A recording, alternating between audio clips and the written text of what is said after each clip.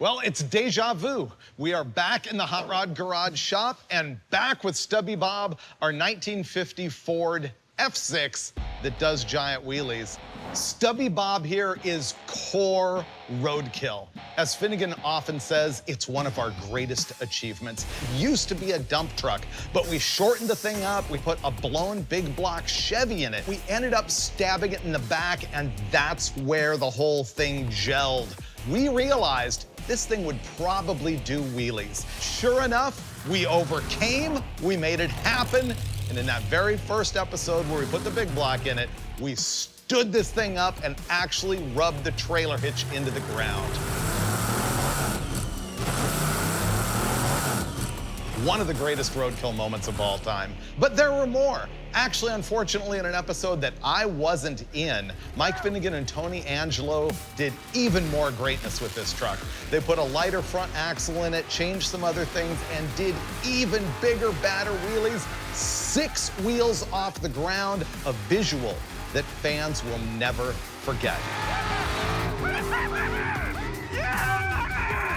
Now, in the last episode, we began the goal. We fixed a bunch of stuff on the truck, and we hit the road to Yuma, Arizona because we were gonna go to the sand drags. Unfortunately, once we got on the highway, reality set in, and there was too many things wrong with the truck. We weren't gonna make it. And it's sort of the same story as the last episode. Yeah, I'd still like to go to the sand drags. We didn't make it there the last time for a lot of reasons. Lots of leaks, lots of overheating, fuel system problems, bent the axle while doing wheelies. So we're back at the Hot Rod Garage shop. Yeah, trying to fix all of that stuff again to make it all the way to Yuma, Arizona, where we plan to meet up with a friend and go sand drag racing. That's new for Stubby Bob. So broken tail shaft housing, drive shaft's the wrong length, V-drive, front axle is bent again. Oh, we have to build a trans tunnel. Yeah, it would be great not to see the thing that wants to chop our feet off. Yeah. Yeah. All right, we're gonna pick this thing up and start working on the transmission. In the last episode, it was gushing gallons of ATF all over everything. It's got a crack in it, so we're gonna replace the whole extension housing. Then we also have to work on the V-drive. Remember that we have an engine back here going to a transmission pointing forward into a V-drive that then sends the power back to the rear end. And that V-drive has a 2-to-1 ratio inside it. And in the last episode, we figured out we could flip it upside down to get a 1/2-to-1 ratio so that we could drive on the highway. We're gonna have to pull it out of there and sort things out on the drive shaft length and remove some spacers, etc. Roadkill stuff. Ah, you knew that was gonna happen. Ah, look at that little guy. Drive shafts are out. Now we have to pick up the transmission and try and get that extension housing off.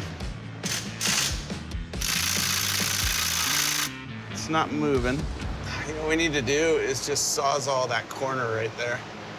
And then this thing will come out. Oh, yeah, totally. Well, the extension housing is now trapped up in there because of all our booger welding fabrication, so we're gonna have to sawzall a little bit off so that we can get it out. Finnegan really struggled to get this thing out of there. Look at the damage on this old extension housing. This was ramrodded right against a piece of 1/8-inch plate that we had built as a shield, which is what he cut out, and it bent it so bad that it destroyed the seal, and that's why this thing was gushing fluid. Fortunately, it looks like the new used one that we got is the correct one, so all I have to do is put the gasket in it and slam a new seal in it, and we're good to go.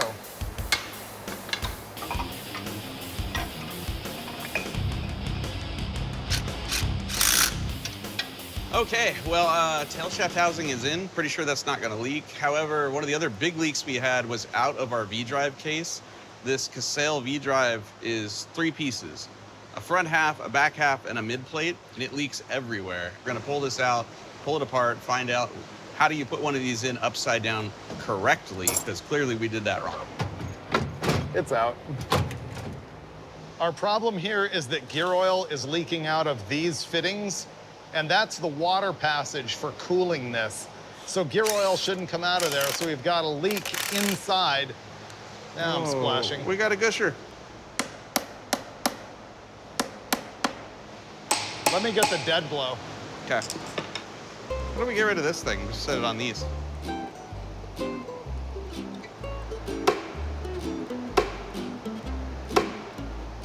There we go.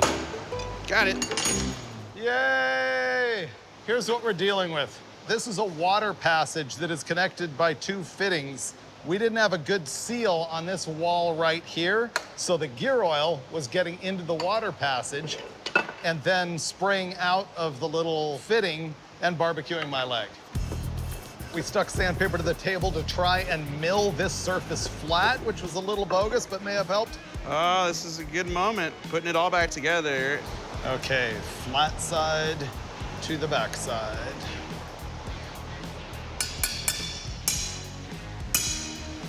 Bueno.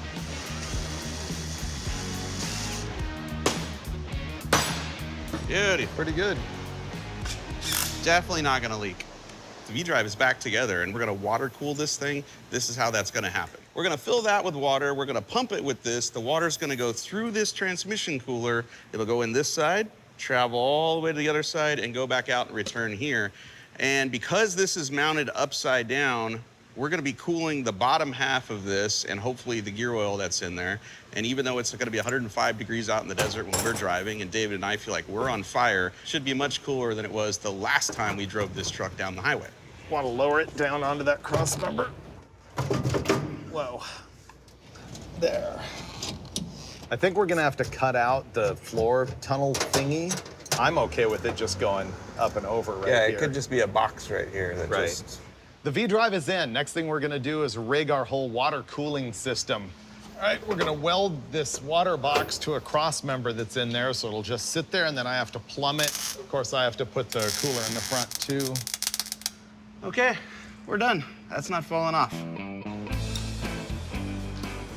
Look at this absurdly enormous cooler, and aha, prepare yourself for the wonder of zip ties.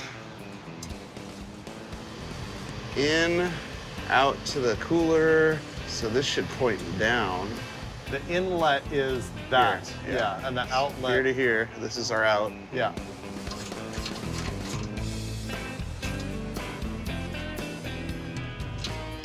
And the cooler is installed. Tomorrow is a bummer. We have to tackle the problem that we found with our front steering situation with the drag link that's at an extreme angle with a bound-up Heim joint. If we don't fix that, honestly, I'm not riding in this thing because I think it's pretty bad. It's a new day. Our water cooling system sorted out. We are going to finish off this transmission tunnel. If the V-Drive blows up, it's kind of right around your kneecap / ankle area. And I don't know about you guys, but I like having both of those things. So we're gonna protect ourselves. Let's close this side, take that down. If we weld it all to this cover, that means it's removable.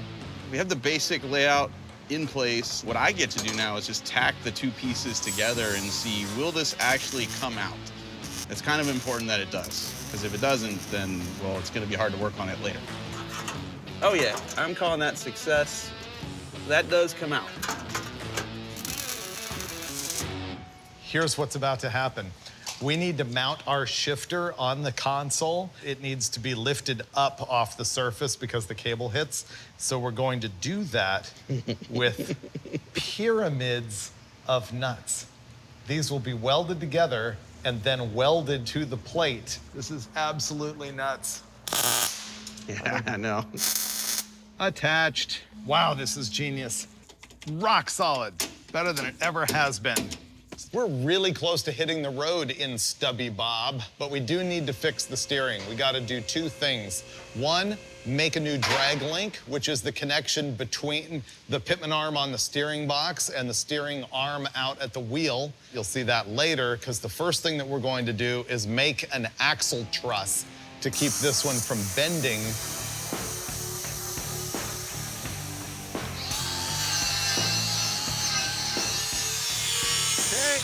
The downside of sandals.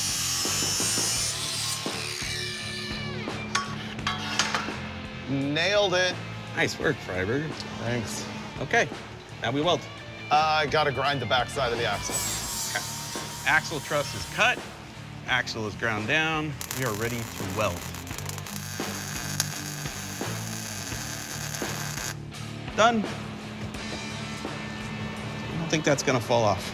Now we're moving on to the next disaster, which is our steering linkage. Imagine that this line right here is our tie rod. It's the thing that connects both wheels together. And up here is the drag link. The drag link connects the steering box to the tie rod.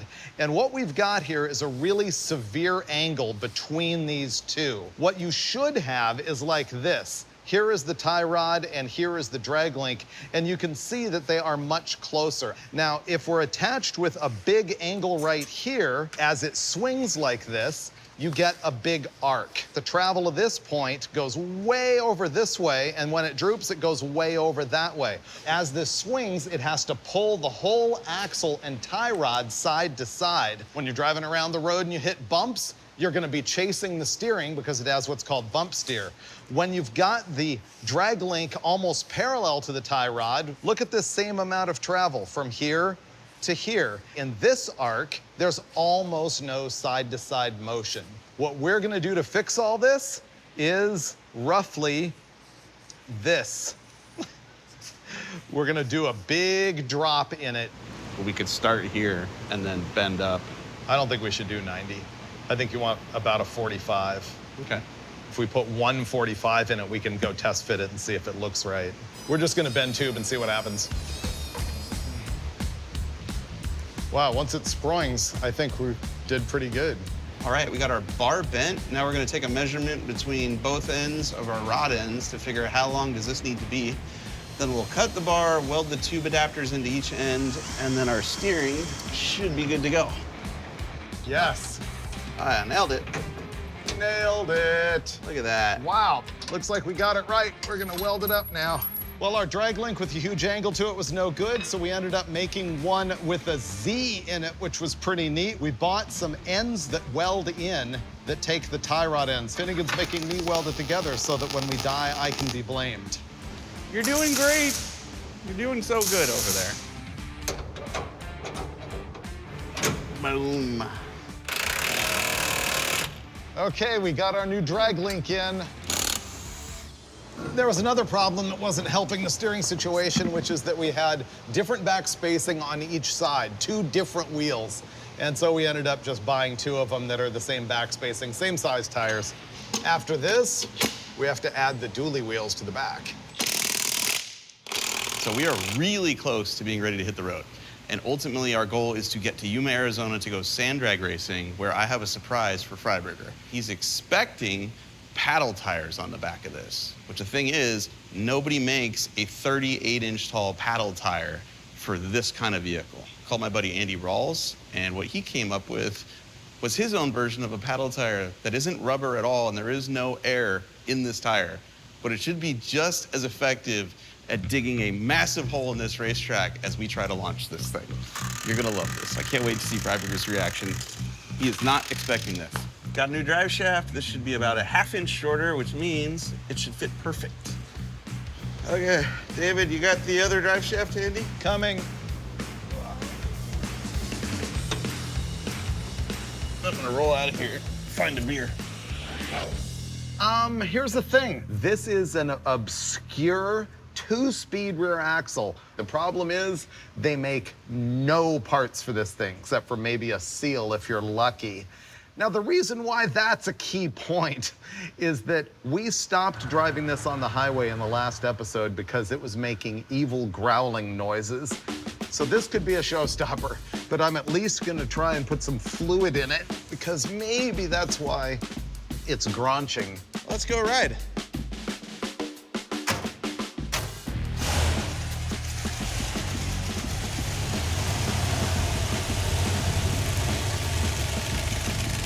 Round 2.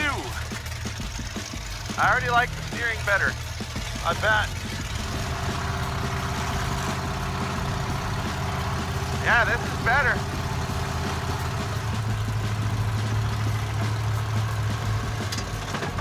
Uh-oh, uh-oh. I think we just lost the drive shaft.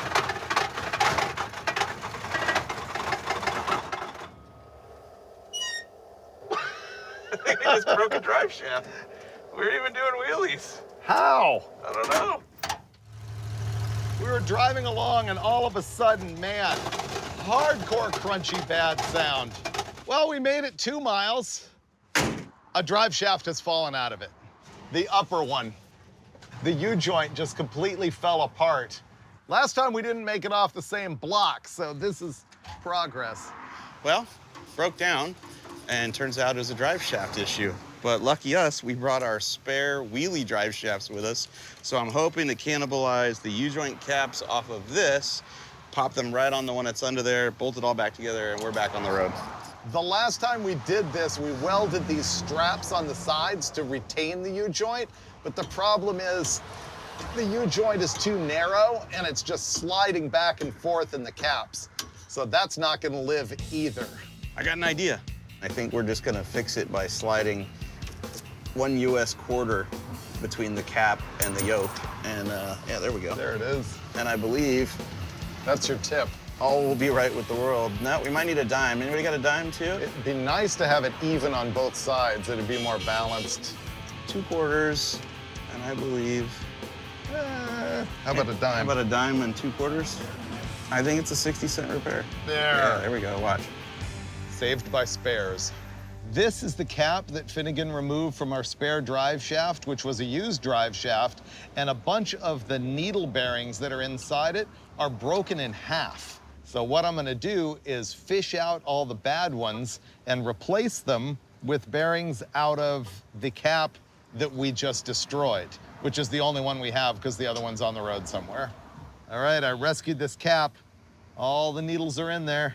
We got the drive shafts back in the truck here at the side of the road, and it's pretty good except for one thing. The output yoke on the V-drive, which is where the U-joint slides in, should have caps on each side that retain the joint side to side.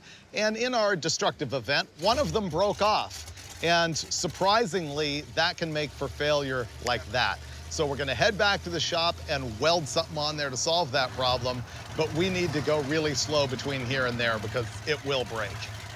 Oh, We did as much as we could at the side of the road, so naturally we're back at the shop. Finnegan found this little tiny piece of, I don't know, 1/4-inch rod. What I'm gonna do is hold that up there in the yoke, zap it in, and it will become the new tab. Okay, it's not good, but it's done. Let's get out of here again. Engage.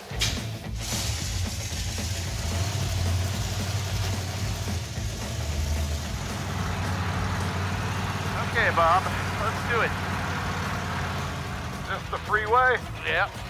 Here's the real test. Oh, well, we don't have to worry about the speed. Ah, perfect timing. Good thing we got in a carpool lane. I've got a pretty good heat blast right here. How about you? I wore pants because I had a feeling. Steering's pretty good? Yeah, it's much better. If we had rear suspension, this thing would be wonderful. So excited about this. Me too. We're here at Dome Valley Raceway. Turns out it's not so much a sand drag as sort of a dirt drag. Yeah, this looks like Georgia clay, Yeah. which means traction, actually. Yeah, it's gonna hook up. This is 300 feet long, and I need to find out from these guys, what's the scale? Like, what's quick? A top fuel dragster went 216 miles an hour here. 216? Yeah, in 300 feet of dirt. Wow. Yeah.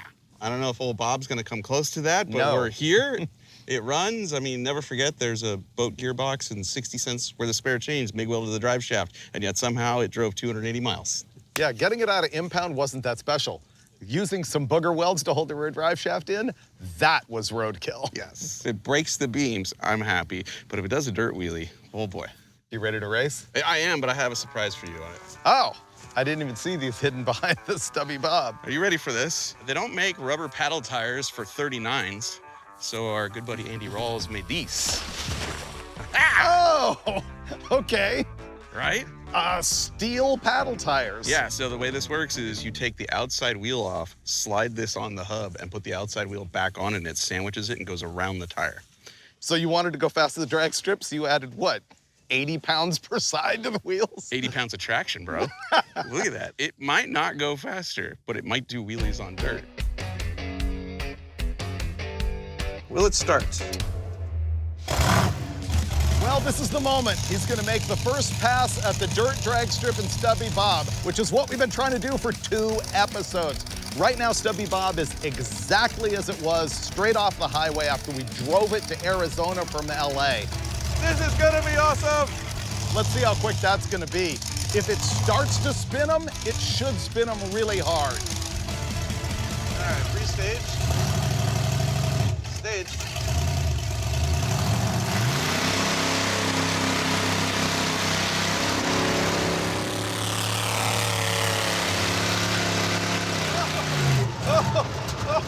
Wow, that was fun, but so damn sketchy. Had a surprising amount of traction, but it fishtailed all the way down the track. 656 at 52.83 miles an hour. And looks like he's good. He's gonna drive it back. They said that their new Bronco Raptor should run somewhere in the 7s, and you went 650 something at 52 miles an hour. Sketchy. That was not even wide open. Really? No, it doesn't have much traction, and it's fishtailing all the way down the track. It doesn't look like it's spinning the tires at all. Oh, it does. I basically made an arc I see that. and then turned back right. I'll try again.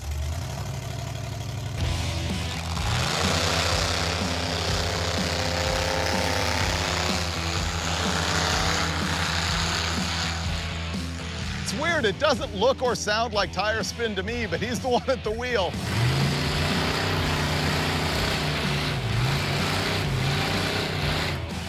Straight off the highway, our best pass was 6.56 seconds at 52.83 miles an hour. Apparently a little quicker than a new Bronco Raptor in 300 feet. Now we're gonna go put on a whole lot of weight with those steel paddle wheels.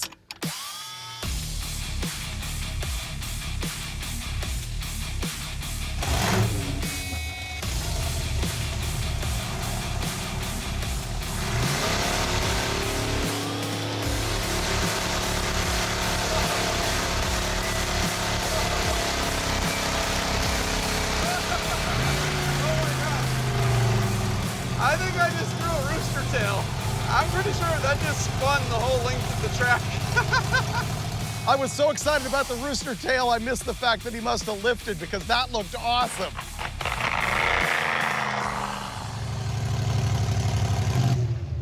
Dude, the rooster tails looked great that time. Okay, I was like, this is really slow, but it's got to look amazing because the mud was going over the roof of the truck. Oh, it was fantastic. Wow. I don't care the fact that it was way slower or you lifted or whatever because it looked great. I didn't lift. That was it. Really? Okay, well, it slowed down a lot. You only went 860 something at 33 miles an hour. I believe it. It Yeah. just spun the whole time. This thing looks medieval with these paddles on there. Now Stubby Bob throws dirt rooster tails, which I know for a fact chicks dig that. So I don't care if I lose. All right, we know Stubby Bob looks awesome now with the paddle steel wheels on it because it throws mud everywhere. Who cares if it's slow? You know what else looks awesome? Andy Rawls' little Manx-style dune buggy. This is the guy who built the steel wheels for us. His shop guy, Noah, is driving it right now. The reason we wanted to do a side-by-side race is a little bit of this kind of context. The rear wheel and tire assemblies on Stubby Bob now weigh roughly as much as the entire dune buggy. And so we're gonna run them side by side, see which one's quicker. The dune buggy better win. But which one will look better?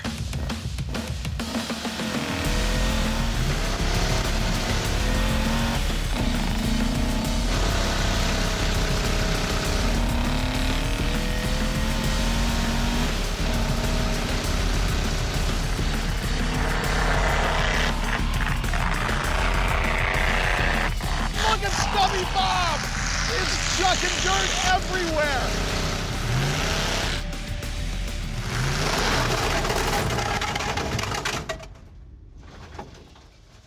Whoops. Oh no.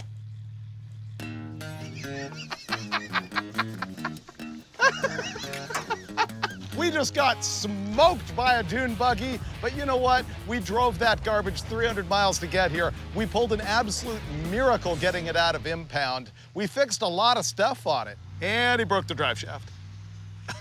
It's overheating. It's got a blown head gasket. It's fun, though.